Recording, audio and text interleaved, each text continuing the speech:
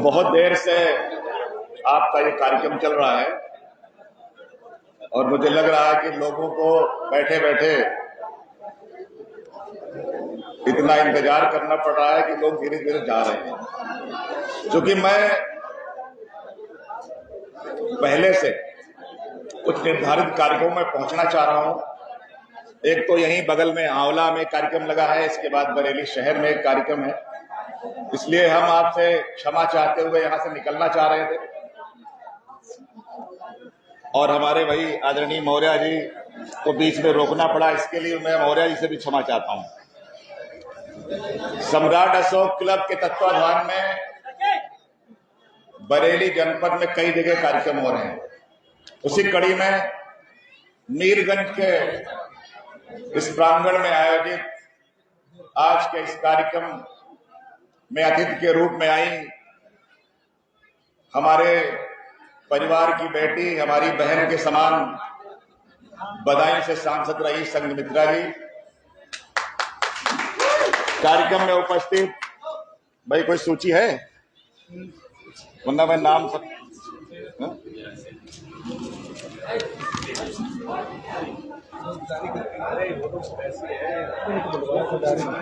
राम अवतार मौर्य जी, जगतपाल मौर्य जी, मणि दया शंकर मौर्य जी, राजकुमारी मौर्य जी, रितु शाक्य जी, संतोष जी भाई पत्रकार साथी, और हमारे मंच पे उपस्थित हैं बिथरी से ब्लॉक प्रमुख रहे भाई विजेंद्र पटेल जी, योगेश पटेल जी, आदरणीय बनवारी लाल मौर्य जी, पीयूष वर्मा जी, रमेश मौर्य जी, सामने बैठे हैं भाई हमारे शास्त्री जी और प्रेमराज मौर्य जी, और पूरी टीम जो इस कार्यक्रम को आयोजित करने वाले लोग हैं, सभी का मैं आभार प्रकट करता हूं, धन्यवाद देता हूं। और हमारी माताएं, बहनें, बुजुर्गों और हमारे पत्रकार बंधुओं, सम्राट अशोक के बारे में जितनी चर्चा की जाए वो कमी है। हमसे पहले वक्ताओं ने महान अशोक के बारे में जो बातें बताई, उसके आगे मुझे केवल इतना कहना है कि भारत की पहचान अगर किसी से है तो वो अशोक की लाट से है। भारत की पहचान अगर किसी से है तो सम्राट अशोक से है, चंद्रगुप्त मौर्य से है, और उसको हमारे संविधान के माध्यम से संविधान रचयिता परम पूज्य बाबा साहब अम्बेडकर ने, चाहे वो हमारा चक्र हो, चाहे अशोक की लाट हो, या बहुत सारे ऐसे जो उस समय के चिन्ह हैं, उनको संविधान के माध्यम से शायद स्थापित बाबा साहब न करते तो हम लोगों को पता भी नहीं चलता।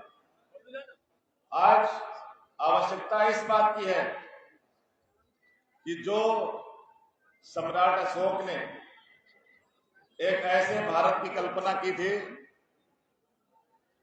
जहां सब बराबर हो, जहां समानता हो, जहां आपस में बंधुता हो, जहां लोगों में करुणा हो और लोग एक विचारधारा के साथ एक समान आगे कैसे बढ़े।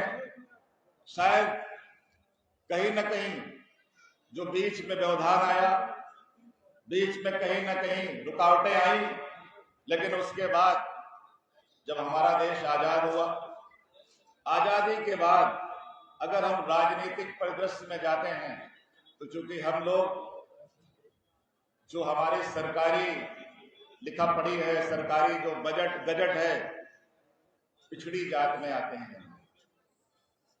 हमारे देश के अंदर जो पिछड़ी जात की संख्या है वो लगभग 56%, और हमारे महापुरुषों ने जो लड़ाई लड़ी वो 15 और 85 की लड़ी, 90 की लड़ी। आज आवश्यकता इस बात की है कि जो पिछड़े हुए लोग हैं, चाहे वो बाबू जगदेव प्रसाद जी ने कहा था 100 में 90 शोषित हैं, और चाहे राम मनोहर लोहिया ने कहा था कि सोशलिस्टों ने बांधी घाट, पिछड़े पावे 100 में 60। तो आज जो पिछड़ी जातियों की पहचान बनी है, ये पहचान कहां से बनी, इसमें भी हम लोगों को थोड़ा देखना चाहिए। अगर हम अपने विधानसभा के और लोकसभा के जो प्रतिनिधित्व करने वाले लोग वहां पहुंचते हैं, हम आज से 50 साल पीछे चले जाएं, सन 90 के पीछे चले जाएं, तो शायद पिछड़ी जात के लोगों का इन दोनों जगहों पर प्रतिनिधित्व बहुत कम था। लेकिन आजाद हिंदुस्तान में पिछड़ी जातियों को राजनीति में लाने का जो अवसर देने वाले, चाहे चौधरी चरण सिंह जी हो, चाहे मानवर काशीराम साहब हो, और चाहे श्रद्धेय मुलायम सिंह यादव जी हो, आज हम सबको इस बात पे गौर करना है कि हमारा कैसे प्रतिनिधि बढ़े। आज अभी संघमित्रा जी ने बताया कि इन्होंने भी अशोक जयंती पे अवकाश की मांग की थी। आज वही मांग हम भी कर रहे हैं, लेकिन ये मांग पूरी कब होगी इसके बारे में कुछ नहीं पता, ये किसी को नहीं पता। इसलिए हम सब लोग अगर सम्राट अशोक को मानने वाले लोग हैं, उनके विचारों को मानने वाले लोग हैं, तो उनका जो विचार था, जो उन्होंने अपने राज में समानता का दर्जा देते हुए सारे समाज के लोगों को एक साथ लेके चले थे, आज मौर्य समाज के लोगों की जिम्मेदारी है कि वो उनके उस समय का जो विचार था उसको आगे कैसे बढ़ाएं। और इसके लिए सबसे बड़ी आवश्यकता है, अभी रितु जी कह रही थी कि सबको, बच्चों को कैसे आगे बढ़ाने के लिए शिक्षित करना पड़ेगा। आज हम यहाँ जयंती मना रहे हैं, इस जयंती पे ये संकल्प लेके जाएं कि हम अपने बच्चों को पढ़ाने लिखाने का काम करेंगे, हम अपने गांव को नशा मुक्त बनाएंगे। अगर इन बातों पे हम गौर नहीं करेंगे तो इतिहास की बातों को कहते कहते जयंती मनेगी, हम घर चले जाएंगे, उसके बाद परिणाम कोई आने वाला नहीं है। अगर परिणाम लाना है तो हमको कुछ करना पड़ेगा। अशोक महान कैसे बने? अशोक महान कैसे बने?